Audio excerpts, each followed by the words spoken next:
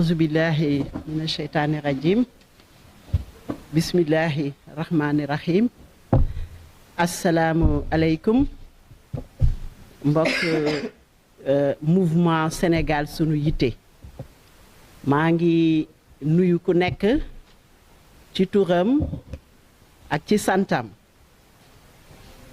di nuyu bu baax kilifa yi ma fi fekk di leen di sargal di leen di féliciter ci seen détermination bi ñu am taxawaay bu dëgër ngir sunu Sénégal gi ñu aar ko suñu Sénégal gi baax ba faw kilifa yi nag maa ngi ciy jiital sama xarit sama frère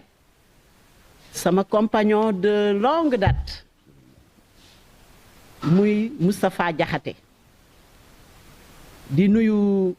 Abdoulaye Fall di nuyu Medoune di nuyu Ndeye Leila ma sœur di nuyu vraiment tous les leaders qui sont derrière di leen di sant di leen di féliciter avant may dugg sur le vif du sujet dama bëggoon def benn témoignage ci sama frère bii di Moustapha Diakhaté gis nga Sénégal tàmbalewul ci Pastef il faut que sénégalais yi xam ko y a eu une jeunesse engagée responsable déterminée xeex ba Sénégal nekk tey lii mu nekk mooy un pays de paix de démocratie et sur la rampe de l'émergence kii nag daf cee jouer rôle on était man maa ngi ko fekk ci université de Dakar ñu bokk nekk ci jeunesse libérale mu jiitu ma boobu ba tey mi ngi xeex bi nga xamee ni yàlla dogal na président Abdoulaye Wade yal na yàlla guddal fanam mu nekk président de la République kii daf koo jël dugal ko ci palais bi mu nekk chargé de mission si mes souvenirs sont exacts mais bi nga xamee ni dañ ko fa bëgg a noot ci biir palais bi c'est la première fois ma gis un jeune bu démissionné de la présidence de la République mooy Moustapha Diakhaté c'est un homme de valeur et de principe te yaakaar naa ñi fi toog ñépp loolu la ñuy partagé Sénégal mooy sunu yitte te moo ñu ñor dama bëgg a wax waa Pastef ni cette jeunesse là ñoo xeex pour ñu am un processus électoral indépendant ba ñu ni démocratie am mbañ gàcce am vote bi am ba tey sunu démocratie un peu partout elle est saluée dans le monde kon dafa am jeunesse bu ko xeex ñu ànd ci ak maître Abdoulaye Wade xam nga maître Abdoulaye Wade daf ñu jàngal xeex te duñu toj te duñu taal mais daf ñu jàngal ci kaw droit nit day xeex ay droit am ba pare respecter la République te ñun loolu la ñu réussir on est sorti d'une grande école qui est l'école de Wade te loolu nag daf ñu dimbali ba nga xamee ni réew mi da doon tàkk diggante Abdou Diouf ak Abdoulaye Wade mais président Abdoulaye Wade daf ñuy woo ñun jeunesse libérale ne xam nga lu ma bëgg ñu ni waaw mun a ngeen dellu toog seeni kër ndax bugguma ci yéen kenn dee bugguma ci yéen kenn dee dama bëgg je veux aller au palais sans marcher sur des cadavres ça c'est vraiment c'était son slogan envers la jeunesse mais Ibra italien moom bi nga xamee ni affaire u Adji Sarr bi yëngatu na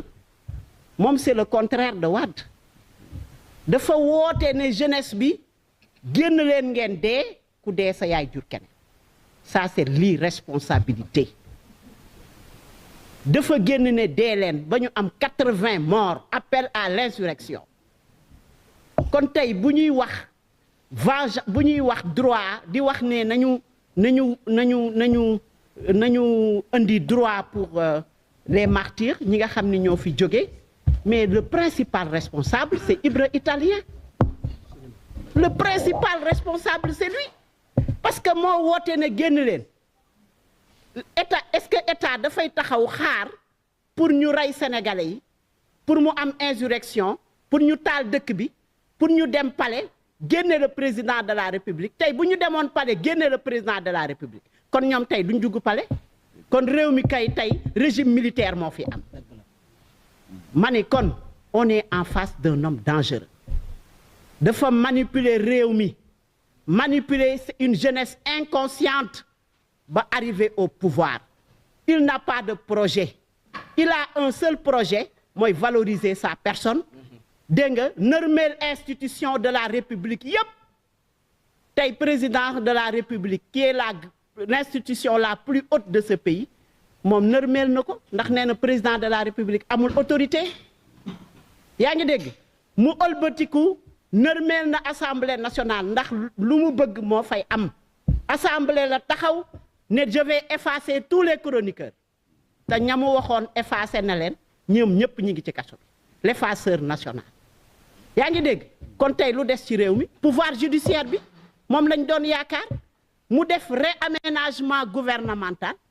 ñuy yaakaar ne dafay rendre la justice indépendante parce que ñoom bi ñu faloo première réaction les assises judiciaires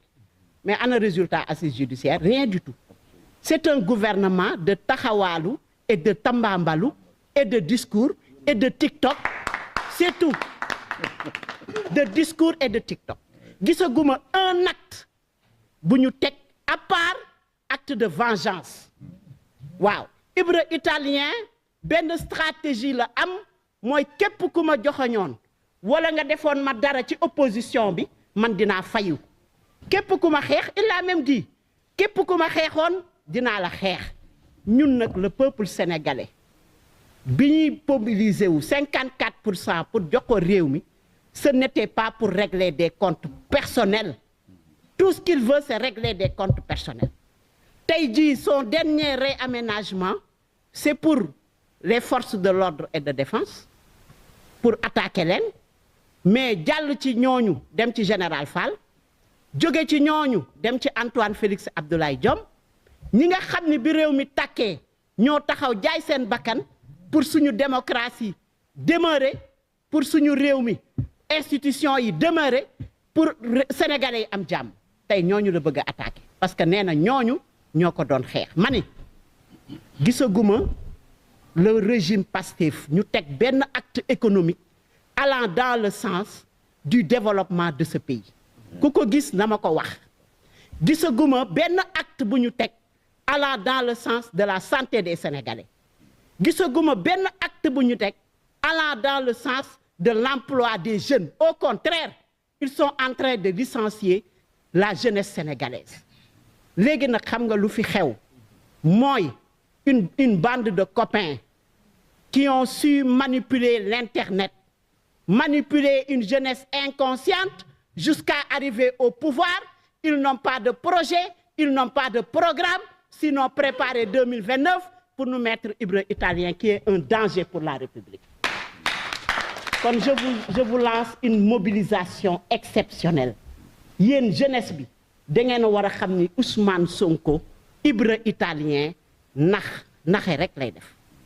naxe baay amul projet amul programme amul dara taxawaalu et tambambalu et TikTok et Facebook loolu mooy programme mu Ibra italien Ousmane Sonko loolu nag li koy faj mooy il faut informer il faut se mobiliser pour dire non à cette dictature elle n'est pas rampante elle s'est déjà installée avec ce dernier réaménagement mu teg fi benn yaasinam lu mu ko sant ne ko bu Aminata Lo mii bu mu fanaan këram bu subaa Aminata Lo du fanaan këram looloo tax ñu teg leen fi nous voulons une justice indépendante un pays sur la rampe du développement socio-économique une justice sociale dégg nga mobiliser nos ressources au profit du développement mais Ibra italien ça suffit il faut l'arrêter il faut faire comme la France sortir dans la rue et demander la démission du président parce qu'il n'a pas d'autorité il est incapable je vous remercie.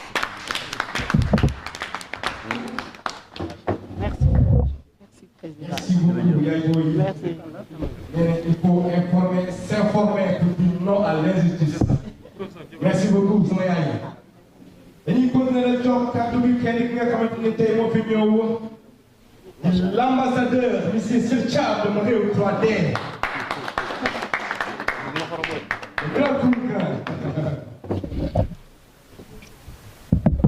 jërëjëf mbokk yi ñu ngi leen di nuyu ku nekk ci yéen ci turam ak santam di